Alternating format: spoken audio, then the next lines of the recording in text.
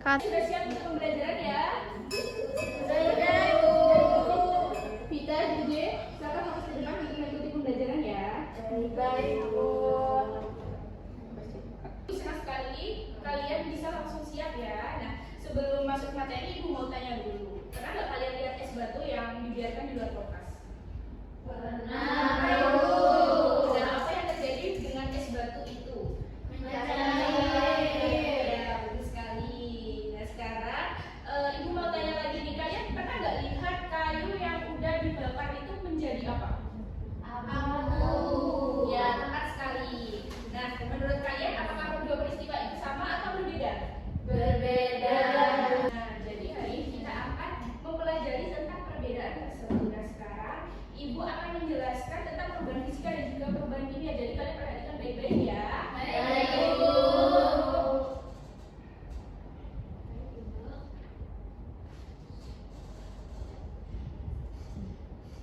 Nah, dalam kehidupan sehari-hari, semua benda itu bisa mengalami perubahan. Nah, perubahan ini bisa kita lihat di sekitar kita, misalnya pada air, lalu ada pada makanan, dan juga benda yang lainnya ya. Dan secara umum perubahan itu dibagi menjadi dua, ada perubahan fisika dan juga perubahan kimia. Nah, kita bahas dulu tentang perubahan fisika. Nah, perubahan fisika itu merupakan perubahan pada suatu zat yang tidak dapat menghasilkan zat baru. Nah, artinya benda itu hanya berubah bentuk atau ukuran serta wujudnya saja. Nah, tetapi masih benda yang sama ya. Contohnya itu seperti es yang mencair tadi. Nah, es itu berubah dari padat menjadi cair, lalu wujudnya itu akan tetap air. Kata C. Nah, kalau air tersebut dimasukkan kembali ke dalam freezer, nah maka akan membentuk kembali menjadi es batu. Jadi perubahan fisika itu bersifat sementara dan juga bisa kembali seperti semula. Jadi, kita contoh lain dari perubahan fisika. Contoh lain tentang perubahan fisika apa aja? Air yang menguap, Bu. Ya, bagus sekali. Itu contoh yang tepat ya. Nah, sekarang kita selanjutnya kita akan membahas tentang perubahan kimia ya. Perubahan kimia itu adalah perubahan yang dapat menghasilkan zat baru. Artinya, benda itu akan berubah menjadi benda lain yang sifatnya berbeda dari sebelumnya. Nah, contohnya itu seperti itu kayu yang dibakar ya. Nah, contohnya itu pada proses pembakaran kayu ya. Kayu itu berubah menjadi arang dan juga abu dan tidak dapat kembali menjadi semula. Nah, hal ini karena sifat zatnya itu sudah berubah. Nah, contoh lain yaitu proses pembuatan telur goreng ya. Telur yang sudah matang itu tidak bisa kembali menjadi telur matang. Nah, aku ingin bertanya sama Mbak Jiji. Nah, menurut kamu itu termasuk perubahan kimia? Iya, Bu, karena menghasilkan zat baru. Ya, bagus sekali. Jadi kita bisa simpulkan bahwa perubahan fisika itu tidak dapat menghasilkan zat baru, sedangkan perubahan kimia itu dapat menghasilkan zat baru. Nah, selain itu perubahan fisika itu bisa kembali seperti semula, sedangkan kimia tidak bisa kembali seperti semula. Nah, apakah sampai di sini kalian bisa memahami apa yang saya jelaskan? Iya, Bu. Nah, sekarang kita coba latihan ya. Ibu akan memberikan beberapa contoh. Siapa yang bisa jawab dapat tambah nilai dari ini. Sekarang kita coba latihan ya. Ibu akan memberikan kalian soal, lalu yang bisa menjawab akan mendapatkan nilai tambahan.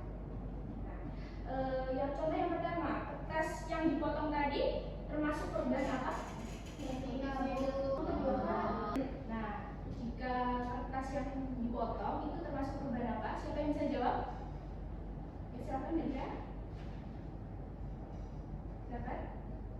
Perubahan fisika, Bu. Ya, benar sekali. Nah, Mbak Nela, kalau nasi yang sudah basi, Nela, untuk kalau silakan Mbak Nela, untuk nasi basi itu termasuk perubahan apa? Perubahan kimia. Ya, bagus sekali. Nah, sekarang kita akan lanjut kuis supaya Ibu tahu pemahaman kalian ya.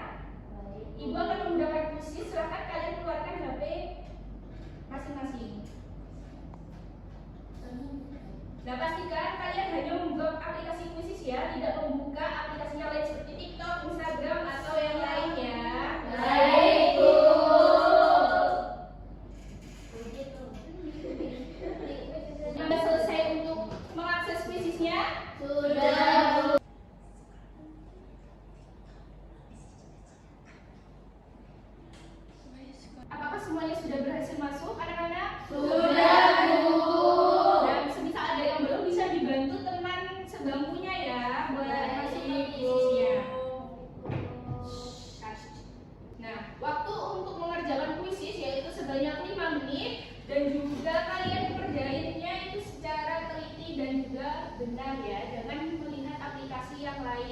Saya duduk duduk. atau berdiri. Nah, terus Vivi bisa fokus dulu ya, kita sedang kuis loh. Ya, ya. Kita sudah masuk ke kuisnya. Ya, bagus sekali. Kerjain ya. Nah, kalian sudah selesai mengerjakan kuisnya? Sudah. Nah, Ibu ingin tanya dari pembelajaran hari ini, bagian mana yang paling mudah kalian pahami antara perubahan fisika atau perubahan kimia? Telur. Yang fisika, Bu. Ya. Jadi perubahan kimianya kalian agak kesusahan ya? Iya. Tidak apa-apa, nanti bisa dipelajari lagi di rumah ya. Nah, siapa yang dapat menyimpulkan pembelajaran kita hari ini? Jadi pada perubahan fisika itu tidak menghasilkan zat baru, sedangkan perubahan kimia itu menghasilkan zat baru. Ya, bagus sekali. Beri tepuk tangan buat Mbak Nanda. Sebelum kita akhiri pembelajaran hari ini, Ibu akan memberikan kalian tugas. Nah, kalian mencari 3 contoh perubahan fisika dan juga 3 perubahan kimia dalam kehidupan sehari-hari kalian ya. Nah, kemudian tuliskan beserta penjelasan